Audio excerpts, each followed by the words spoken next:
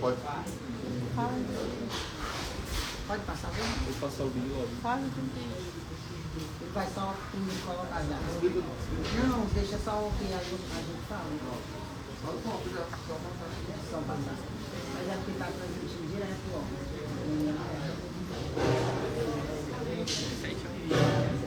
Tá, para.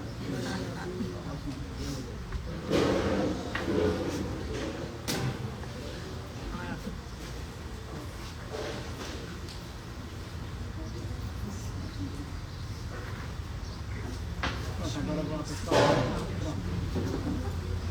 Vai pra frente.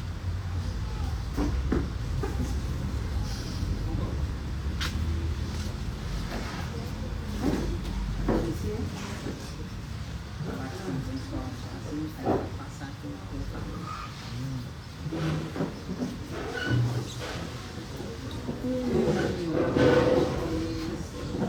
Gravar, começar a gravar. Vai lá, Minha amiga do Wesley. Tá aqui, ó. Olá, sejam bem-vindos a todos aqui presentes. Estamos começando a segunda edição do MLcast. O MLcast é o podcast da Escola Monsenhor Linhares. Nós somos uma escola da rede estadual do estado do Ceará, localizada na zona norte do estado, e fazemos parte da Sexta CRED, e vale salientar que somos uma escola antirracista, daí por estarmos abordando constantemente essa temática. E hoje eu tenho a presença de dois professores, professor Davi, professor Geilson, e nós vamos falar de um tema de grande relevância. O nosso podcast tem um tema geral, que é Monsenhor Linhares em preto e branco, histórias e reflexões sobre o racismo. Hoje nós vamos com o subtema O Brasil é Terra Indígena. Boa tarde, professor Geilson, seja bem-vindo. Boa tarde a todos. Esse podcast ele é uma ideia e um fruto de uma escola que se adapta à realidade social e cultural que o mundo passa, que é a tecnologia. Então, quando a gente tem a ideia de fazer um podcast, é que a escola, para além de ensinar aqui dentro do seu próprio espaço, ela possa levar informação, coerência e mudança para a comunidade também. E hoje vamos passar um vídeo, produzido pelos nossos alunos, para mostrar o nosso trabalho, nosso empenho, os nossos resultados sobre como é ser uma escola antirracista, ter recebido do governo do estado o selo entre as 31 escolas, e é porque o governo do estado tem mais de 5.000 escolas espalhadas sob a sua tutela, e nós somos uma dessas 31, dessas poucas 31 que recebemos esse selo pelo próprio estado. E fazer um vídeo sobre esse selo é também mostrar que dentro dessa região nós somos destaque nesse trabalho, mas que nós convidamos outras escolas a produzir esse tipo de educação antirracista, e estamos de portas abertas para acolher e, inclusive, ajudar a outras escolas no segundo edital que já foi lançado, escolas antirracistas, a também chegar a ter esse selo. Bem, pessoal, boa tarde. Como o Gilson falou, a escola antirracista não é uma escola de ontem, é uma escola de hoje. É uma escola que luta pela necessidade dos seus alunos se reconhecerem, se olharem no espelho e não terem vergonha de quem é. O selo foi um elemento a mais que a gente ganhou, mas quem conhece a escola sabe do seu histórico na luta pela necessidade, na luta pelo antirracismo, luta contra o preconceito, contra a homofobia, com tantas outras coisas que a nossa sociedade ainda apresenta. O vídeo foi produzido pelos nossos alunos e espero que vocês gostem. Eu sou uma pessoa racista e eu trato também do mundo.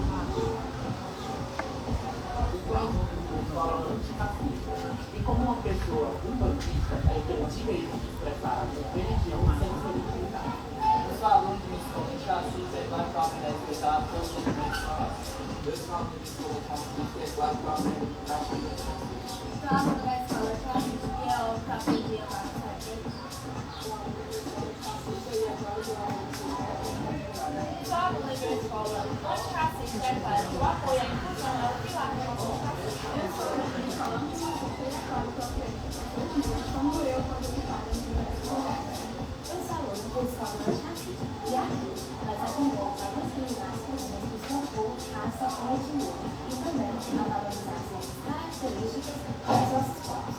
Eu sou aluna de uma escola antirracista e é claro que vai aprender a respeitar e valorizar as diferenças, combatendo ativamente o racismo. Sou aluna de uma escola antirracista e como uma pessoa branca, sei meus privilégios. E com esses privilégios eu posso ajudar na progressão da escola antirracista.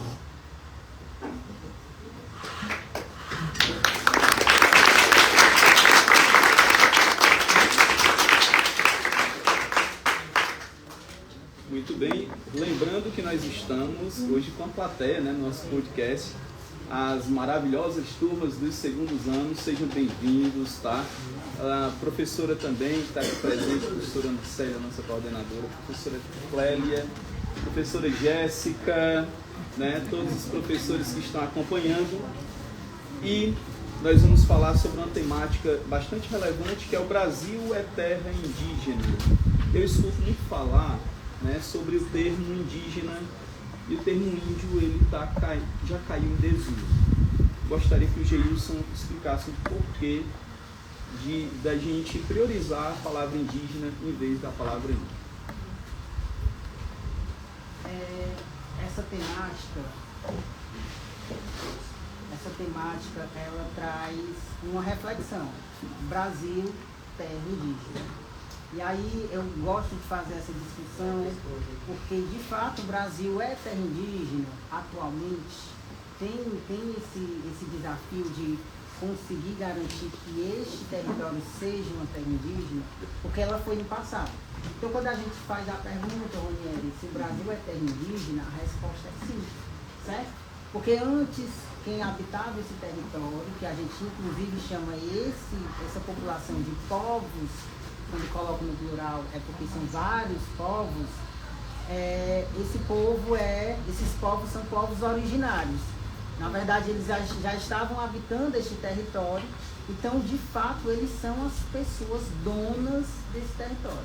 O que chega depois, em 1500, é um processo de ocupação, de invasão, mas não é de descobrimento, ok? Então, esse território é terra indígena. De fato, eles são os primeiros, são os originários, então é por isso que, no contexto histórico, o Brasil é terra indígena. Inclusive, o Brasil teve dados, né, em relações históricas, nós tivemos entre 3 a 5 milhões de pessoas, né, lá no passado, antes dessa invasão portuguesa ou dos europeus, no nosso território, nós tínhamos essa população entre 3 a 5 milhões de pessoas. Essa era a população indígena. E que a gente atualmente nem chega a esses números, nem passa tão perto desses números. Então, o que foi que aconteceu com essa população local, que a gente vai falar daqui a pouco, né? Davi pode explicar. Sim, pessoal. Quando a gente fala Brasil, uma terra indígena, me vem muito uma música da Acadêmicas de Mangueira, uma escola de samba do Rio de Janeiro. Tem uma parte de uma da samba enredo que fala assim: desde 1500 tem mais invasão do que descobrimento. Tem sangue retinto, pisado, atrás do herói emoldurado, mulheres, tamanhos e mulatas. Essa parte ela é muito forte porque fala sobre o processo de ocupação.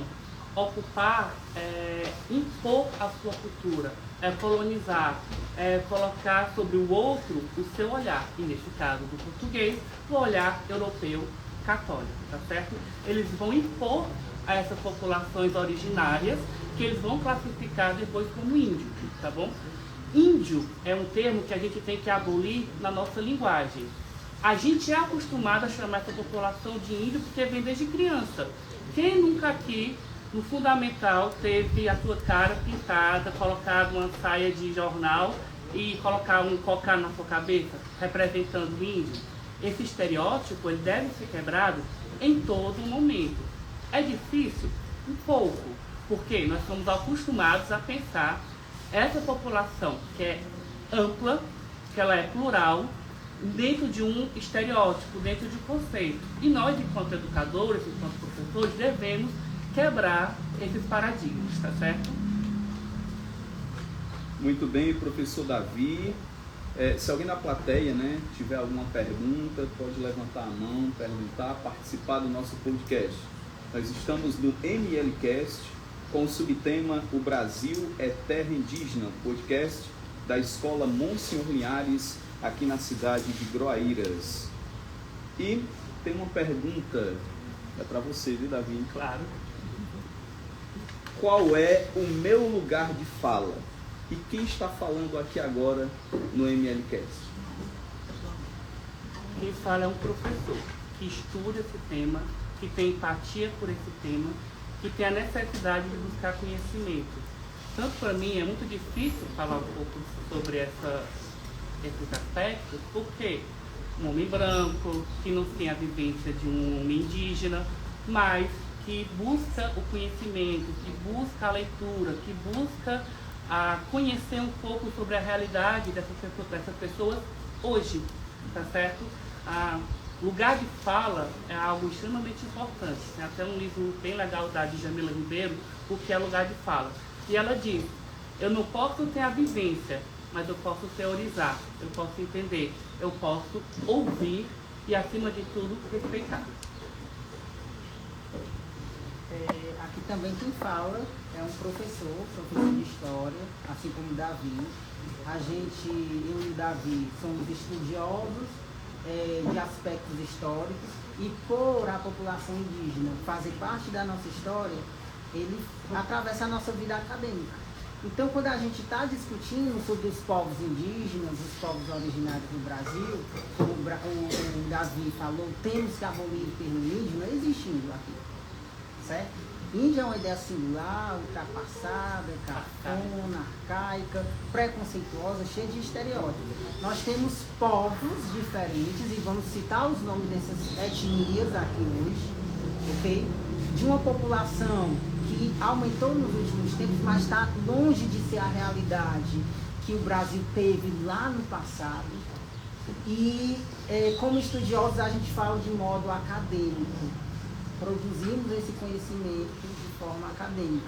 Mas esse é o nosso local de fala, o local de fala de entender o outro através de estudos, entender, fazer essas pesquisas, se aprofundar nesses conhecimentos para poder usar do nosso privilégio como professores para construir uma sociedade que possa contribuir no acolhimento e na construção de uma identidade que defenda os direitos da população indígena. Mas eu não sou indígena, nem o Davi é indígena. Então a gente tem que diferenciar. Essa é uma fala produzida por nós para produzirmos reflexão. Seria a reflexão, que legal fazer o podcast. Eu sou uma das pessoas que mais faz crítica quando eu vejo podcasts, palestras, falando sobre o outro, sendo que você não é esse outro, certo? É uma falha da gente? Não é. Como a gente gostaria de tivéssemos uma representação de alguém, de algum tipo de etnia, né, indígena, falando sobre a identidade indígena. Mas não temos. E essa é a questão que faz essa crítica. Temos um podcast, estamos produzindo esse conhecimento, levando esse conhecimento como estudiosos, mas é o nosso local de fala. Nosso local de fala é falar de forma de professores e estudiosos. Mas nós não temos a apropriação de ser, de falar sobre como é ser, de estar dentro de um aldeamento indígena, dentro de pertencer à cultura indígena. Então esse é o desafio. E aí nossa fala é justamente passarmos a refletir. Cadê as pessoas, representantes dessas falas, produzindo e falando sobre isso também, certo?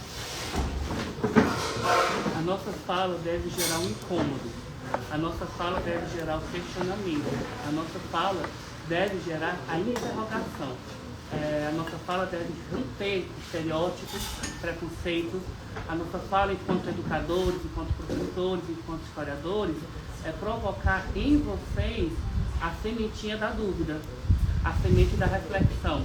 Como o professor falou, o professor Gilson falou, nós não somos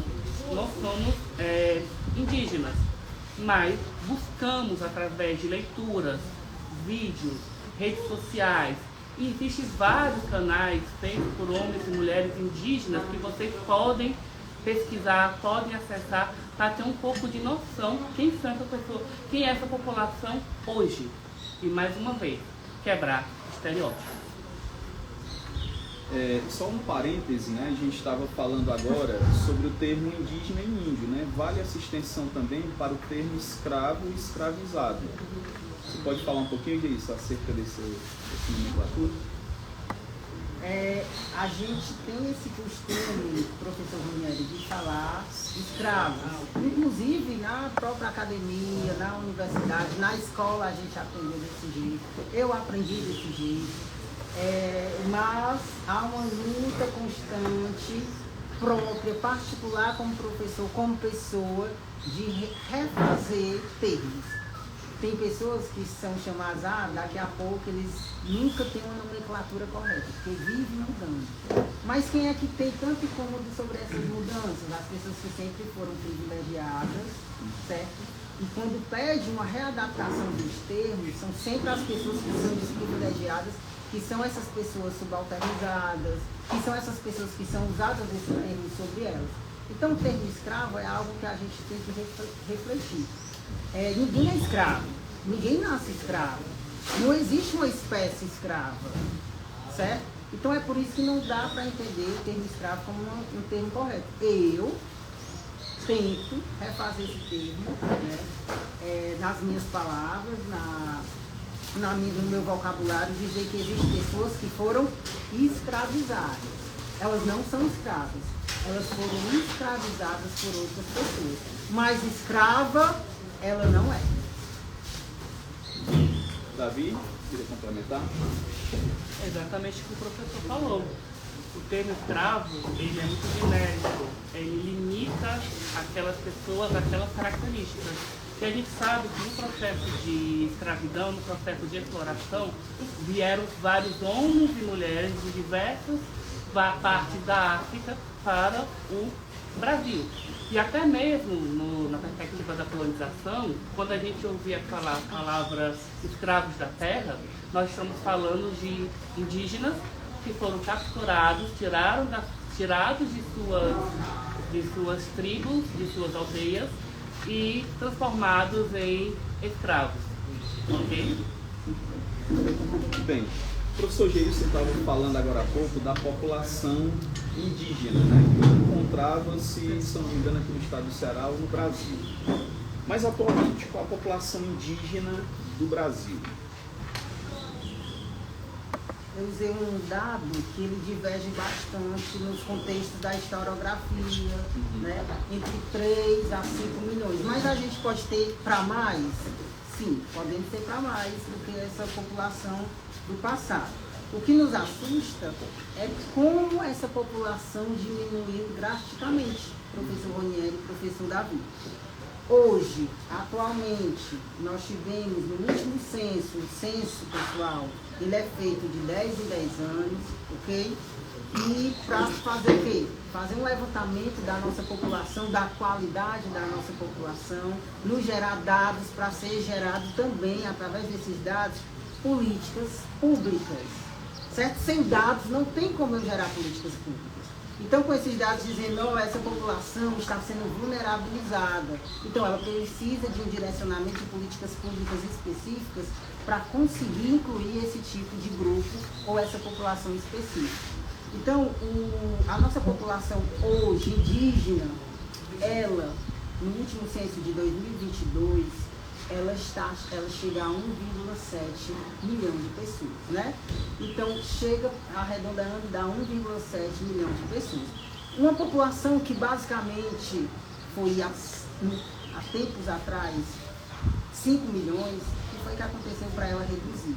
E eu fico pensando nas porcentagens dessa população de um país que tem mais de 200 milhões de pessoas habitando ele. E que dessas mais de 200 milhões de pessoas habitando, a gente só tem 1 milhão de pessoas que se identificam como indígenas. Então, essa é a parte que cabe à população indígena. De mais de 200 milhões, nós não chegamos a 2 milhões da população indígena, o que foi que aconteceu com esse povo, com esses povos? Essa é a pergunta que a gente deixa. Fico mais feliz porque cresceu do último censo para cá, certo? Era a metade disso. No último censo a gente não tinha nem 1 milhão em 2010. Não chegava a 1 milhão de pessoas declaradas que se identificavam como indígenas no Brasil. Era em torno de 800 mil essa população. Então nós aumentamos, sim, mas ainda há muito o que fazer, ainda é pouco diante de uma população tão grande, continental como é o Brasil, dos números que é a população indígena hoje, professor Mineiro e Davi. Vamos aos dados. 44% no norte, 31,22% no nordeste, 11,80% no centro-oeste, 7,22% no sudeste e 5,20% no sul. Isso mostra como houve uma redução dessa população. O que levou ao extermínio dessa população? O que levou ao genocídio dessa população? O que vocês acham?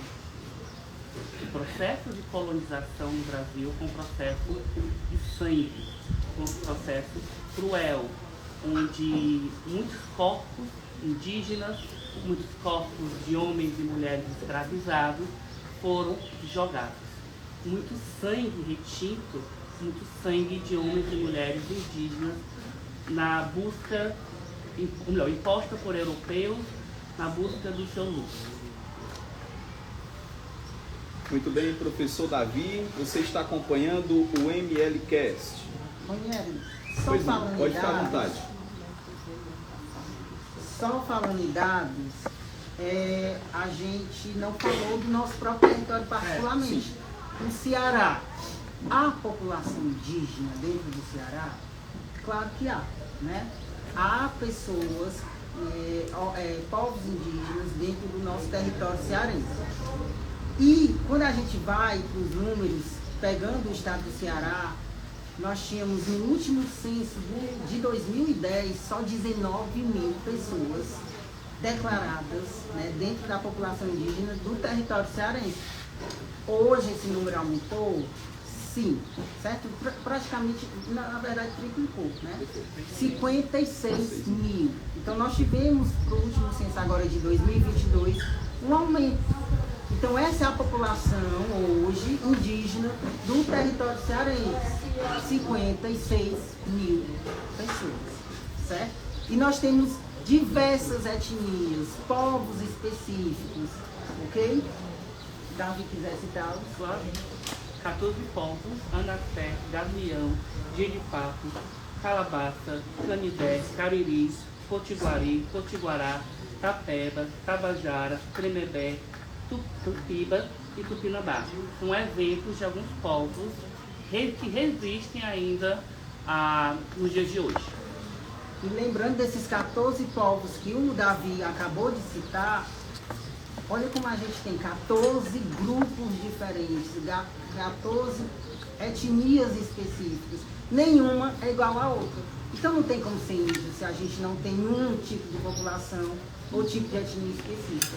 É povos indígenas, porque só aqui a gente acabou de citar 14 delas, que têm linguagens diferentes, ritos muitas das vezes diferentes, costumes diferentes, ok? Inclusive, a gente está aqui falando sobre a população indígena e a escola tem, sim, uma pretensão de conhecer uma etnia específica dentro do nosso território cearense, próximo da nossa escola, que temos população indígena na Serra da Ibiapaba e que nós estamos lutando para marcar uma aula de campo para poder conhecer essa etnia específica, ter esse contato com a cultura indígena. Não só falar, mas poder conhecer também. Muito bem, lembrando que a gente tem no Ceará, por exemplo, a Almofala, né, que é uma região que nós temos, a questão indígena, Monsenhor Tabosa, se eu não me engano na Serra, não sei se estou enganado, Carnaval também, tem uma parte, São Benedito, né, Canindé, né, que é a própria questão do Canindé, né, que é uma unificação, e A gente escuta muito falar de uma palavra, anotei 3 palavras aqui para fazer uma pergunta para vocês, que é em relação, não vai saber esse nível, que é em relação ao genocídio. Muito se fala sobre a questão de genocídio, mas fazendo umas pesquisas, eu sou por favor, vou perguntar aos 2 professores de história que são referências aqui, professor Davi, professor Geilson, a questão do etnocídio e epistemicídio. Etnocídio e epistemicídio. Vocês já ouviram falar desses termos? O que é que se aplica? Bem, etnocídio é o apagamento da cultura. Você impor a sua cultura ao outro. O etnocídio é o que vai acontecer no nosso processo de colonização. Quando um homem branco, português, europeu, católico chega e diz: o que vale a minha cultura, a tua cultura deve ser exterminada, deve ser extinguida. O teu modo de viver está errado, o meu modo de viver está correto. E esse processo de imposição que foi feito pelos padres católicos, jesuítas, pelos homens brancos, simplesmente por não concordarem ou não comungarem da forma que a população originária vivenciava. Para eles, essa população eram búlgaros, eram quase animais. E para muitos não tinham nem alma, tá certo? O genocídio ele é um processo de extermínio específico, intencional. É o que acontece e que está acontecendo por aí em alguns territórios mundiais, certo? Quando a gente tem a intenção de eliminar um povo específico, aquela raça especificamente, aquela nacionalidade especificamente, a gente está fazendo um processo de genocídio. Foi o que aconteceu na Alemanha quando quiseram exterminar as populações judaicas, mas não só as populações judaicas, né? Pessoas com deficiência, a população negra, as pessoas, a população homossexual, LGBT daqueles territórios. Então, quando você tem uma intenção de exterminar, né, eliminar corpo, assassinar em grande escala, isso é genocídio. E o Davi falou que era o etnocídio. É a morte, não da pessoa, não do corpo, mas daquilo que lhe alimenta, sua cultura, seus costumes, a sua identidade, a sua linguagem. Então, quando essas populações específicas tinham que deixar de falar a sua língua originária e ter que aprender português, isso é etnocídio. Quando eles tiveram que deixar de acreditar nos elementos da natureza como suas divindades, e acreditar em um Deus cristão que eles não conheciam e tinham que acreditar, isso é etnocídio. Imagine eu forçar vocês a acreditar naquilo que eu acredito e que só faz sentido espiritualmente para mim. Aonde fica a sua fé? Do dia para a noite você consegue trocar? Fé é aquilo que eu não posso ver, é aquilo que eu acredito cegamente. Então não tem como fazer uma troca disso. Certo? Então isso é o etnocídio. E agora o epistemicídio, que é outro termo, que é sobre a teoria do conhecimento. É quando só aqueles que são privilegiados podem legitimar o conhecimento. Só pessoas brancas são portadoras do conhecimento, só pessoas da Europa. Vocês nunca se questionaram porque vocês estudam tanto a Europa e pouco o Brasil? Eu me questiono todos os dias. Que eu tenho que sentar, chegar em sala de aula e não foi aquilo que eu escolhi para vocês, não. Já veio de cima um currículo que eu sou obrigada a lecionar sobre a história da Europa, que é a história geral. E aí fica lá pro 3º ano, às pressas, correndo a estudar a história do Brasil e passar para vocês. Aí eu sempre me pergunto, será que a maioria dos meus alunos vão pisar na Europa, mas conhece mais a Europa do que o próprio território cearense? E a história do território cearense, conhece mais a Europa do que o próprio Brasil. E quem criou essa teoria que a gente tem que estudar mais eles? Eles. Porque eles são os donos da teoria que legitima. Então, quando eles falam dos povos indígenas, eles falam no viés dele. Quando fala da população que foi escravizada, a população africana, fala sobre o viés dele. Então, aonde fica a teoria do conhecimento da população africana? Aonde fica a teoria do conhecimento da população indígena? Esse povo não produz conhecimento? Claro que produz. Então, melhor quanto? mas isso é o epistemicídio, é a morte, é o assassinato, é a eliminação do conhecimento desses outros povos. Nós estudamos Platão, nós estudamos Sócrates, nós estudamos pré-socráticos, nós estudamos uma filosofia medieval, mas não estudamos a filosofia africana. Nós não estudamos a filosofia porque não indígena. Nós não temos acesso a livros que falem sobre isso. Por quê? Como o Geilson fala, quem legitima o conhecimento, nesse caso, quem legitimou o conhecimento foi o outro. Foi o outro que disse, você vai aprender isso, você vai estudar isso para você passar nisso aqui. Então, o epistemicídio é nada mais, nada menos que dizer, você vai estudar X e você não vai estudar Y. Você vai estudar Platão, mas você não vai estudar os filósofos africanos. Você vai comungar com a cultura, você estuda, sei lá, Thor, mas não estuda Oxum. Você estuda Zeus, mas não estuda Oxóssi.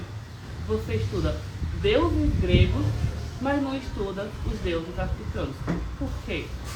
Graças à nossa luta, aqui na escola a gente tem um viés que nós estudamos essa parte da filosofia, essa parte da literatura, essa parte do conhecimento. Mas muitas escolas ainda não fazem isso. Por quê? Mais uma vez, porque, como o Geilson falou, é um conhecimento imposto. Deixa eu só complementar. Tem um termo que não está aqui, o professor Ronieri não trouxe, mas o Davi falando, eu lembrei, que é o termo decolonialidade. O que é a decolonialidade? Tudo isso que a gente está falando passou pelo processo de colonialidade. Foram eles que colonizaram outros territórios. A Ásia foram os europeus. A África foram os europeus. A América foram os europeus. E eles colocaram a sua legitimidade sobre os outros grupos, as outras populações e os outros continentes. Então, quando a gente diz que a gente agora precisa desconstruir o que foi construído, a gente está falando da ideia de decolonialidade. Desconstruir essa colonialidade. O que o colonizador deixou para a gente, que foi o racismo. O racismo não é uma ideia nossa, foi construída e nos imposta e a gente se alimenta dela. Certo? Acabou a escravidão em 1888. Mas o sistema racional, se você é racista, se você passar para entender quem são que está com subdesemprego, são a população negra. Quem tem os melhores e altos empregos, a população branca. Né? Quem é a pessoa que está dentro das universidades, fazendo os cursos mais privilegiados, ainda é uma população branca, em sua grande maioria. Quem é que está? A população maior, uma das populações encarceradas do mundo é a do Brasil. E se a gente for atrás de população especificar por grupo, a população negra está presa, na sua grande maioria. Então ainda há um processo de racismo institucional, cultural, que colabora para que acabou a escravidão, mas nós temos outro sistema que dá conta ainda de subalternizar esses corpos. Com a população indígena é a mesma coisa. É tanto que nos falta a presença dela aqui, mas a gente está discutindo sobre ela aqui. Então a decolonialidade é desconstruir o que o colonizador construiu, para a gente acessar uma sociedade melhor. Vou fracassar, como o padre Júlio Lancelotti fala? Vou. Eu sou um fracassado e faço parte do grupo fracassado? Sim. Porque se eu fizesse parte do grupo vencedor, eu fazia parte do grupo dos opressores. Então se eu fracassei e luto por uma sociedade melhor, é porque eu faço parte dos oprimidos. Vou fracassar no meu sonho? Possivelmente sim. Posso alcançar o mundo ainda, a falecer, morrer, partir desse mundo e ainda assim perceber que ele quase não mudou. Ok. Mas ele melhorou. Então a ideia é, a gente precisa então deixar este lugar, esta sociedade melhor do que a gente encontrou. Essa é uma missão, né? Difícil, mas a gente tenta, né? Bem, o jeito que falou sobre decolonial, é isso que a gente está fazendo, é uma questão de decolonial. A gente reuniu vocês para conversarmos sobre algo extremamente importante, extremamente a vivência sobre dessa população. Decolonial é ir além do que o português quer que a gente pense, ou então ir além do que Livro didático fala. Muito além disso, é entender diversos aspectos da sociedade e ver como a gente, por muito tempo, foi controlado por modelos. Muito bem, professor Davi, professor Geilson, show de conhecimentos. Estão gostando, pessoal? Muito aprendizado, plateia maravilhosa, plateia do segundo ano, olha aí.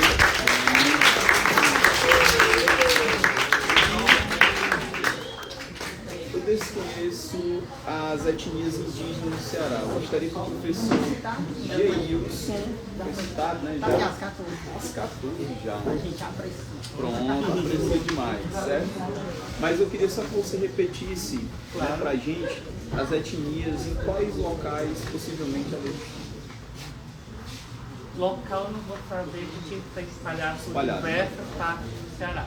Mas vamos lá. Anafé, Gavião, Genipapo, Capa, Anafé, Gavião, Genipapo, Calabaça, Canidé, Cariri, Potiguari, Tapeba, Tabajara, Potiguara, Tapuia, Tremebé, Tupiba e Tupinambá. Provavelmente pode ter outras. Eu pesquisei exatamente essas 14. Mas provavelmente é Tremebés tem Tarema, Tarema, né? É uma escola lá. Tapuias, Cariri, tem na Serra da Ibiapaba, ok? Nem todos eu consigo identificá-los, mas Canidé. especificamente em cada local. Mas existem essas populações e olha como até nós não temos acesso a todo esse conhecimento. Então a gente precisa se informar mais, conhecer mais e presenciar a cultura indígena, que a gente a utiliza, herdamos muitos costumes delas e nem sabemos que quem produziu esse tipo de conhecimento foi a população indígena. A gente só utiliza esse conhecimento sem saber. Eu falo muito que as grandes farmacêuticas entram dentro dos aldeamentos, estudam sobre as produções de conhecimento com as ervas, se apropria do conhecimento, volta para a área urbanizada, vende esse conhecimento, mas já vende com a logomarca, dizendo que foram eles que produziram aquele tipo de conhecimento. E está aqui, ó, aquela pomada que cicatriza, que ajuda contra a queimadura. Foi lá dentro de uma população indígena, de uma etnia específica, que eu aprendi sobre aquele conhecimento com ela, mas eu não digo que foi com ele. Eu me aproprio desse conhecimento e digo que foi o meu, para legitimar que eu é que tenho a legitimidade do conhecimento, que é o epistemicídio, que é matar o conhecimento do outro. Muito bem, professor Geilson. Hoje nós temos ministérios, né, dos povos originários. Qual a importância, né, dessa representatividade? Quando a gente fala que falta o local de fala do outro, e a gente está aqui assumindo um espaço sobre o viés do conhecimento, sobre o viés de falar sobre o outro, mas não sendo o outro. Então, meu local de fala não é sobre ser, mas é conhecer, ok?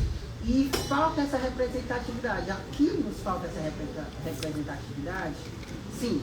Mas assim como nos falta aqui, vocês imaginam nas grandes instituições que fazem diferença na vida dessas populações. Então, quando a gente tem pessoas indígenas ocupando espaços de decisões e de poder, elas podem modificar e colher e fazer produções políticas para direcionar a sua própria população.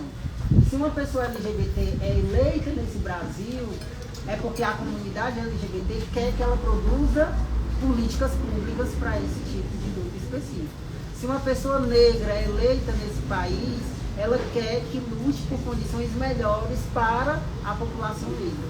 Então, quando a gente tem pessoas ocupando espaços políticos, secretariados e ministeriais, pessoas indígenas, a gente pensa que ela vai usar desse espaço de privilégio, de poder e de decisão que ela tem para produzir política para essa população específica.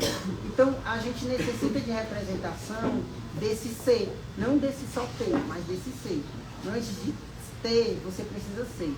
E aí, esse ser indígena, essas pessoas indígenas ocupando cargos de decisões, elas conseguem, além de ser representação para os outros, que também almejam um dia chegar lá, porque que essa é a ideia. Quando você vê uma mulher negra no judiciário, quando você vê uma mulher indígena no judiciário, essa menina indígena também diz que um dia posso chegar e ocupar esse mesmo espaço, porque tem outro que ocupou. Por isso a representação é muito importante para que a gente possa sonhar também, de um lugar que parece que nunca foi sonhado ou desenhado para a gente. Eu gosto muito de uma frase da Marina Silva, que é a ministra do Meio Ambiente, quando ela disse que ela é um modelo de corpo fracassado para o sistema. E quando ela não fracassou, virando a ser ministra, professora de história, uma mulher letrada, militante pelo meio ambiente, um intelectual, o sistema. Então essa é a nossa ideia. A representatividade é uma ideia que eu estou aqui, sou desse grupo específico que nunca ocupou esse espaço. Se eu estou ocupando é porque eu estou dizendo que há a possibilidade de outros como eu chegar a ocupar esses lugares. Então a representatividade, professor Ranieri e professor Davi, é muito importante.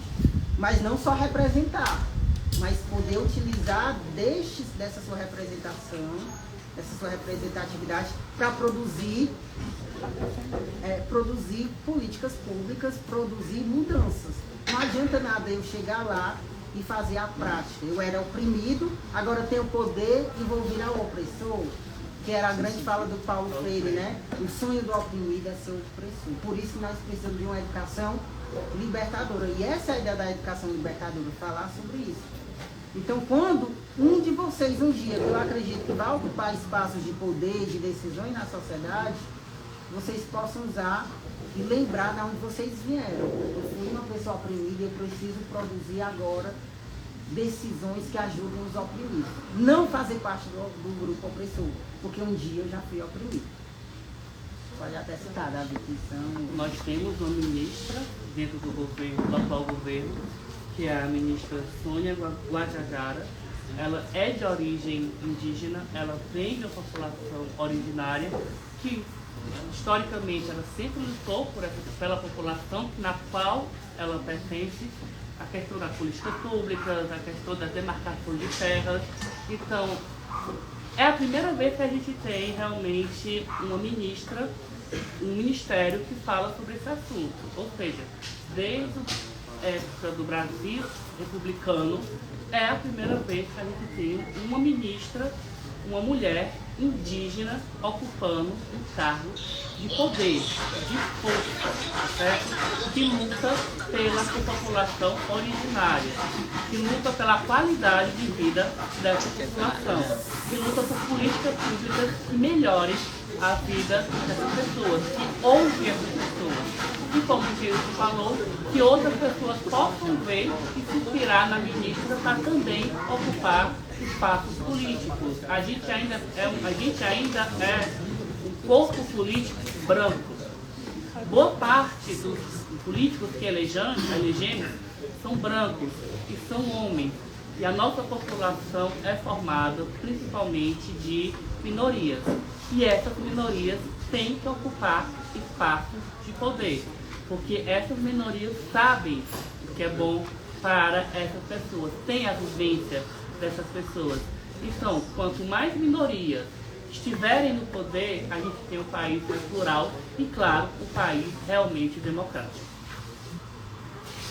Muito bem, professor Davi. Se eu falar que nós já estamos chegando no finalzinho do nosso segundo podcast, passa rápido, viu? Queria que a informação, que a gente tem as considerações finais, mas vou deixar já com as considerações finais com o professor Davi. Mas foi um tema bastante salutar, espero que vocês tenham gostado, foi muito aprendizado, particularmente aprendi bastante. Tem uma pergunta,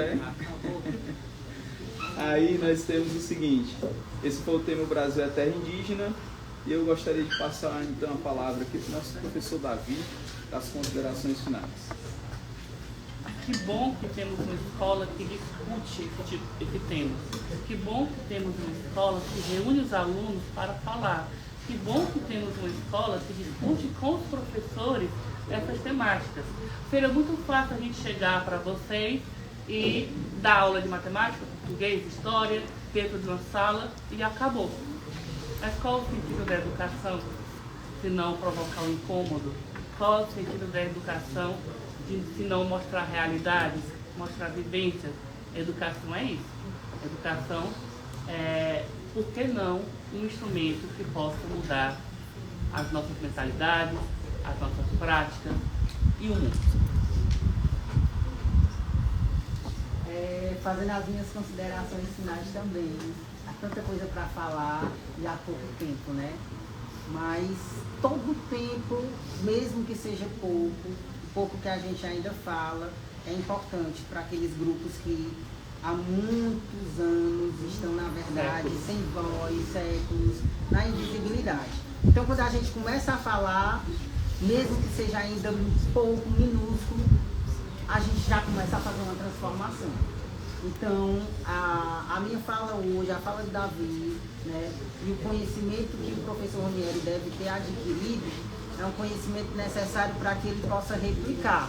O conhecimento que cada um daqui hoje ouviu, alguns já devem ter conhecimento sobre muita coisa assim, outros devem ser a primeira vez. A gente entende que só há um meio de transformar a sociedade, que é através da educação. Então é essa educação e a cultura que possa fazer da nossa sociedade um lugar melhor. Tem tanto tema importante que eu quero finalizar com um. Tudo isso serviu para que a gente possa pedir direitos para essa população especificamente. E hoje o Brasil, pessoal, ela tem uma lei que, com muita luta, discussão política, mesmo assim, e é porque no dia 19, esses mesmos que aprovaram vão estar lá postando, 19 de abril, né? O dia aí dos povos indígenas, que vocês conheceram aí nas escolas, lá no infantil, como o dia do índio, com certeza a massa política desse país, em todo lugar, vai fazer homenagem. Mas é um dia específico, representativo, fantasioso, que não muda quase nada. Porque o resto dos outros 364 dias é só para atacar. Aí deixa um dia para homenagear. De nada vale essas homenagens se o resto do ano todinho você não produziu nada para o direito, mas para atacar esse direito. Então eu encerro dizendo que hoje nós temos uma lei atravessando o Brasil chamado Marco Temporal, que diz que só tem direito à terra indígena, o direito à demarcação de terra, ter um território seu, para aquele grupo específico indígena viver, praticar sua cultura, sua agricultura de subsistência, poder viver e não sobreviver, porque o que acontece com a população indígena é sobreviver. A gente quer que ela viva. O projeto do Marco Temporal diz que só terá direito a essa demarcação de terra a etnia, o grupo étnico indígena que já estivesse ocupando uma terra especificamente, habitando aquele território especificamente até a data da promulgação da Constituição Federal, 5 de outubro de 1988. Quem tivesse no dia 6 de outubro de 1988 fora de alguma terra indígena, já está o quê? Em estado de insegurança. E aí eu me pergunto, eles não estão aqui antes de 1500? Então a terra, para que eu delimitar uma data específica?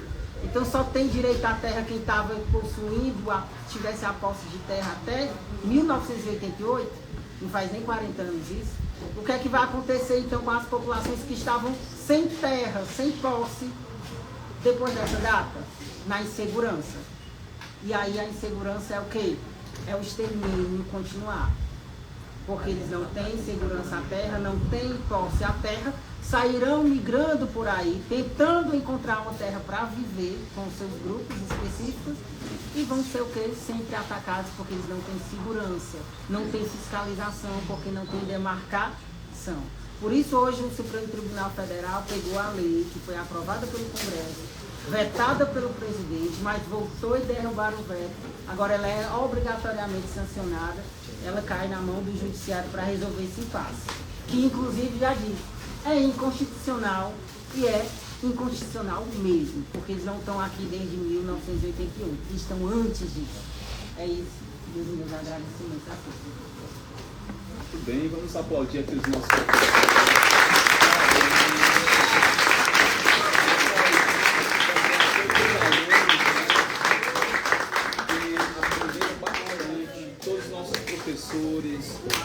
colaboradores, né, que ajudaram aqui exatamente no podcast. Essa foi, portanto, mais uma edição do segundo podcast MLCast, o Brasil é Terra Indígena. Agradecendo a todos os nossos professores, a todos os alunos, núcleo gestor, a nossa coordenadora Ana Célia, coordenadora Janaína Ximenes e a nossa diretora, professora Roniele Carvalho. A todos um forte abraço e até a próxima, se Deus quiser.